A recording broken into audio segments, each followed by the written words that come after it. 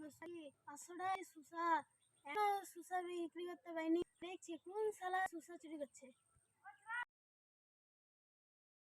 সুসা ওইখানে একটা লোক সুসা লাগিয়েছে, 10 তুলতে পারলেই 5,000 টাকা। মেল খাবে তো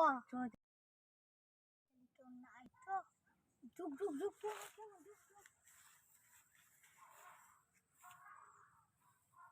তাড়াতাড়ি তুল তাড়াতাড়ি তাড়াতাড়ি তাড়াতাড়ি না করতে হলো।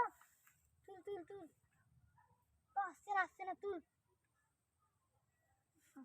তুল তুল তাড়াতাড়ি তুল তাড়াতাড়ি তুল, মেলা করে থাকছে।